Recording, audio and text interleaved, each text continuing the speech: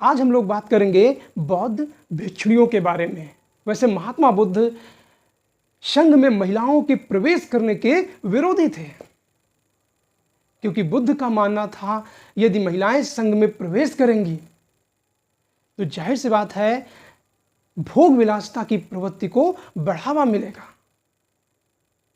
और इसलिए वो लगातार महिलाओं के संघ में प्रवेश करने की अनुमति देने से बचते रहे हैं। खुद महात्मा बुद्ध की मौसी महाप्रजापति गौतमी 3 बार निवेदन किया संघ में भिक्षु बनने के लिए, यानी भिक्षुणी बनने के लिए, लेकिन महात्मा बुद्ध ने ठुकरा दिया। तो दोस्तों यहां से कुछ बड़े इंटरेस्टिंग क्वेश्चन बनते हैं, खासकर आपकी जो प्री के exam IAS, PCS, RO, ARO, assistant professor, UGC net, JRF और टीजीटी, पीजीटी, खासकर आप हिस्ट्री को समझना चाहते हैं तब भी हमारी इस वीडियो को देख सकते हैं।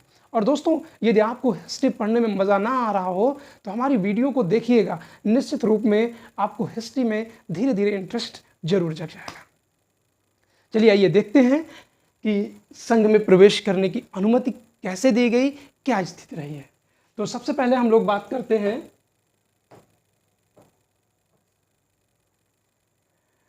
बौद्ध धर्मानुयायी प्रमुख स्त्रियों के, यानी बहुत सारी महिलाएं थी इसमें, भिक्षु और भिक्षुणी और अनुयायी यानी महिलाएं दोनों को हम एक साथ पढ़ा रहे हैं क्योंकि बहुत बड़ा टॉपिक नहीं है।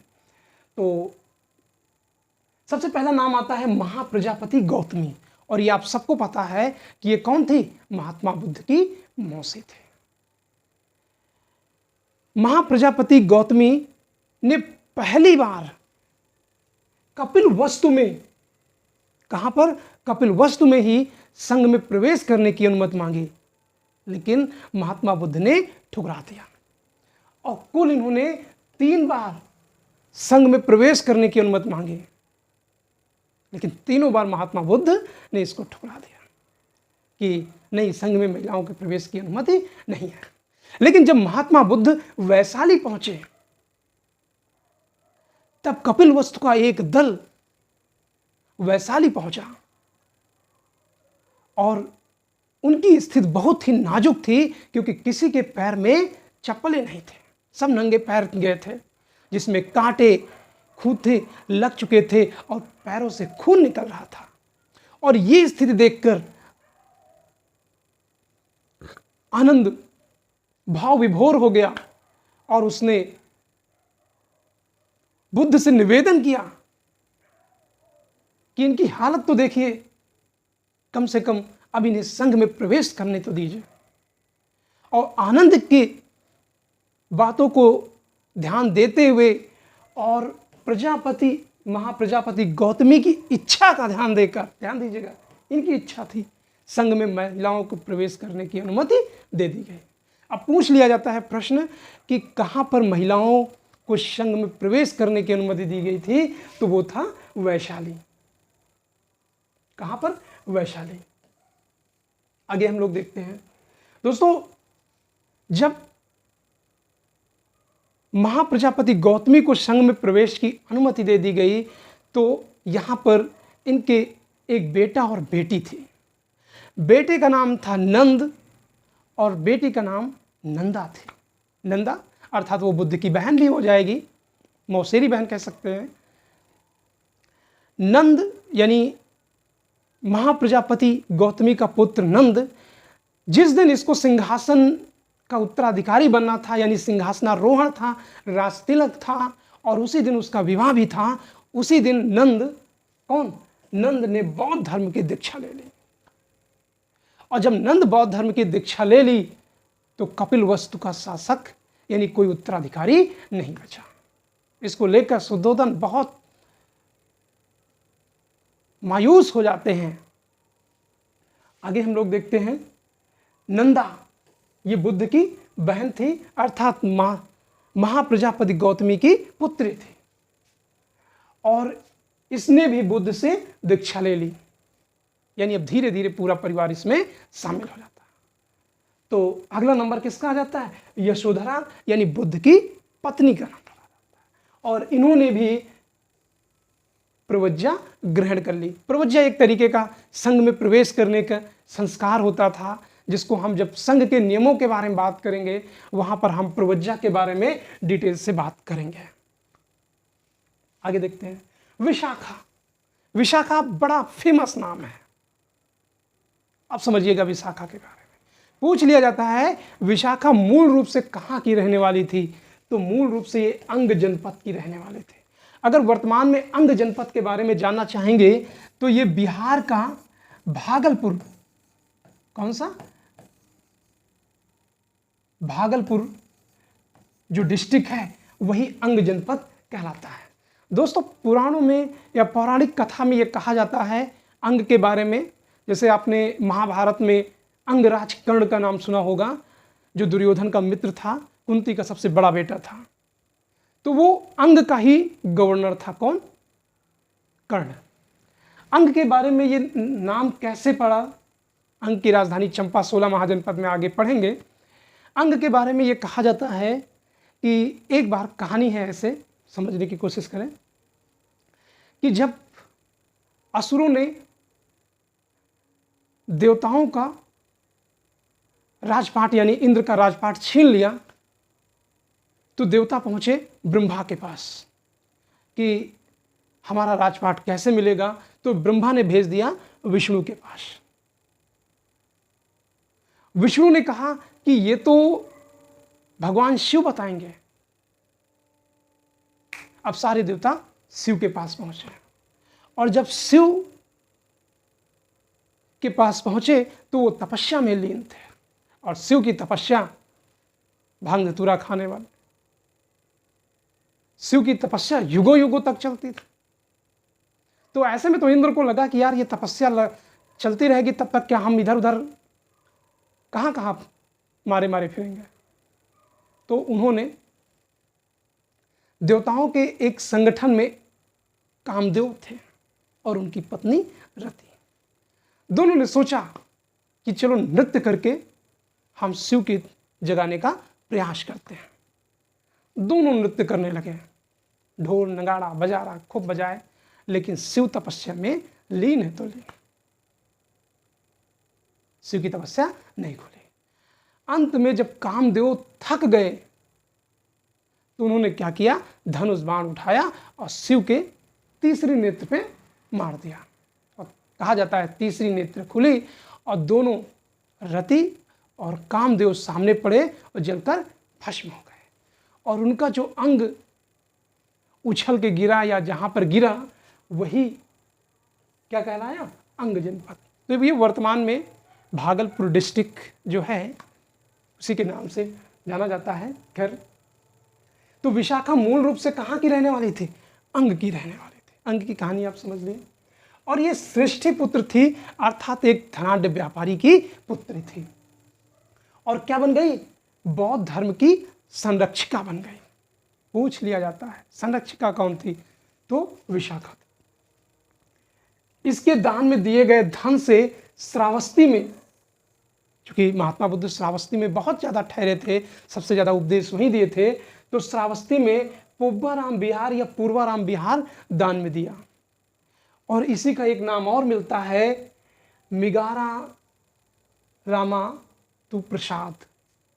तो मिगारा जो है यही व्यापारी था और विशाखा का पिता था, तो इसी बिहार का निर्माण कराया। श्रावस्ती का श्रेष्ठी मिगारा जो विशाखा का पिता था। आगे हम लोग देखते हैं मल्लिका। प्रश्न पूछ लिया जाता है मल्लिका कौन थी। दोस्तों ये प्रसेनजीत की कौन थी, पत्नी थी। इसीलिए महात्मा बुद्ध के चंदन की यानी लाल चंदन की प्रतिमा बनवाई थी, ठीक है ना। श्रावस्ती में मल्लिका राम विहार बनवाया था इसने। फिर अगला नाम आता है खेमा या क्षेमा भी नाम इनका मिलता है। तो ये बिंबिसार की पत्नी थी या रानी कह सकते हैं। संयुक्त निकाय में इनका उल्लेख मिलता है। ये भिक्षुणी के उपदेशों पे, यानी खेमा जब भिक्षुणी एक रूप में संघ में क्या दे रही थी, उपदेश दे रही थी, तो प्रसेनजीत इतना प्रभावित हुआ कि अपने स्थान से खड़ा होकर खेमा अर्थात सीमा का सम्मान किया। आइए आगे देखते हैं। आगे देखते हैं, सुप्रभाषा बड़ा चर्चित नाम है। सुप्रभाषा ये कोली गणराज्य की थी। यहां प्रश्न मैच कराने के लिए आता है कि बौद्ध भिक्षुड़ी, कौन सी बौद्ध भिक्षुड़ी एक कोली गणराज्य से थी, तो वो थी सुभ्राषा। ठीक है, और बुद्ध की ये भी उपासिका थी। अगला नाम आता है अम्रपाली। क्या नाम आता है? अम्रपाली। और ये वैशाली की गणिका थी या नगर वधू कह सकते हैं। गणिका का मतलब है नृत्यांगना। तो अम्रपाली के जैविक माता पिता का पता नहीं चल पाता है, क्योंकि ये कहा जाता है कि अम्रपाली को एक आम के पेड़ के नीचे पाया गया था। कौन? वैशाली के जो सामंत थे, और सामंत का नाम था महाना। तो यही अम्रपाली के पिता मान लिए जाते हैं। और ये पूछ लिया जाता है कि अम्रपाली का पिता कौन था, तो महाना को ही माना जाता है, और इसी ने इसका पालन पोषण किया। अम्रपाली एक रात के मनोरंजन का शुल्क 50 करसार पढ़ लेते थे। दोस्तों यहां प्रश्न क्या महत्वपूर्ण है? बुद्धकालीन ये मुद्रा थी। पूछ लिया जाता है कि बुद्धकालीन मुद्रा कौन थी, तो ये पूछ करसार पर बुद्धकालीन मुद्रा थी, या 6ठी शताब्दी ईसा पूर्व की मुद्रा कह सकते हैं। इसी से प्रेरित होकर देखिएगा, अम्रपाली को वैशाली में देखा तो बिंबिसार ने भी एक राजगृह में शाल्वती को गणिका के रूप में नियुक्त कर दिया। कहा कि हमारे भी राज्य में एक गणिका रहेगी, और अम्रपाली से ये दोगुना शुल्क लेती थी। ठीक है ना, X to X। तो इतिहासकारों का एक वर्ग ये कहता है कि बिंबिसार का पुत्र अभय अम्रपाली को ही मानते हैं। यानी इतिहासकार ये कहते हैं कि अजातशत्रु का बिंबिसार का एक बेटा अभय था, वो कहीं ना कहीं अम्रपाली का ही अम्रपाली का ही था बेटा। अम्रपाली ने अम्रवाटिका विहार बुद्ध को दान में दिया, और ये बुद्ध की शिष्य बन गई। बुद्ध ने उसे आर्य अम्बा कहकर पुकारा था। पूछ लिया जाता है कि महात्मा बुद्ध ने अम्रपाली को किस नाम से पुकारा है, तो वो था आर्य अम्बा। अगला नाम आता है वजीरा या विजीरा। वजीरा ये भी भिक्षुड़ी थी। संयुक्त निकाय में इन्होंने शुद्ध संस्कार पूज्यो यानी शुद्ध संस्कार पूजना, पूछ लिया जाता है ये है क्या चीज? शुद्धो संस्कार पूज्यो यानी शुद्ध संस्कार की पूजा की घोषणा स्वयं की थी। ये प्रश्न पूछा गया है कि शुद्ध संस्कार पूज्यों की घोषणा किसने की थी, तो वजीरा ने की थी। अगला नाम आता है धम्मदीना थेरी। धम्मदीना थेरी कौन थी, ये समझिएगा। ये राजगृह की रहने वाली थी। अंगुत्तर निकाय में विशाखा के प्रश्नों का संतोषजनक उत्तर देते हुए उल्लेख मिलता है कि बुद्ध ने विशाखा से कहा कि धम्मदीना वास्तव में विदुषी है। अब यहाँ प्रश्न ये पूछ लिया जाता है कि बुद्ध ने किसको यानी किस भिक्षुड़ी को विदुषी घोषित किया था, तो वो था धम्मदीना को। इसको धम्मदीना को बुद्ध ने विदुषी घोषित किया था, और धम्मदीना को सभी भिक्षुड़ियों में सर्वश्रेष्ठ भी माना जाता था। तो यहां से दो प्रश्न महत्वपूर्ण बन गया। अगला देखते हैं पटाचारा। ये पटाचारा कौन है? बहुत सारे भिक्षुड़ियों के नाम आते हैं। इनका जन्म श्रावस्ती के एक पूंजीपति परिवार में हुआ। किसका? पटापारा का। और थेरी गाथा में इनके लिखे गए गीत प्रसिद्ध हैं, इसीलिए पटापारा के बारे में थेरी गाथा में विस्तार से वर्णन मिलता है। पटापारा या पटाचारा, ठीक है ना। पटाचारा सारिपुत्र से दीक्षा लेकर बौद्ध भिक्षुणी बन गई। श्रावस्ती में उबरी, ध्यान दीजिएगा ये असिस्टेंट प्रोफेसर में भी परीक्षा में पूछा गया था कि उबरी कहाँ की थी, तो ये श्रावस्ती की थी। कपिलवस्तु के शाक्य महिला मित्रा चंद्रा नामक ब्राह्मणी का भी उल्लेख थेरी गाथा में मिलता है। तो प्रश्न पूछ लिया जाता है थेरी गाथा किस धर्म से संबंधित पुस्तक है, तो थेरी गाथा बौद्ध धर्म से संबंधित पुस्तक है। आगे देखते हैं, ये लास्ट लाइन है। तो श्रावस्ती की किसा या कृष्णा गोमती का नाम मिलता है। इनकी भी एक अपनी अलग कहानी है, क्योंकि इनका एक बेटा होता है और इनके बेटे की मृत्यु हो जाती है। तो अपने बेटे को बचाने के लिए महात्मा बुद्ध के पास पहुंचती है और अपने चमत्कार द्वारा बेटे को जिंदा करने के लिए कहते हैं। महात्मा बुद्ध ने कहा कि ठीक है, आप पूरे नगर से या कहीं से एक मुट्ठी सरसों ले आइए, उस घर से जिस घर में आज तक कोई न मरा हो।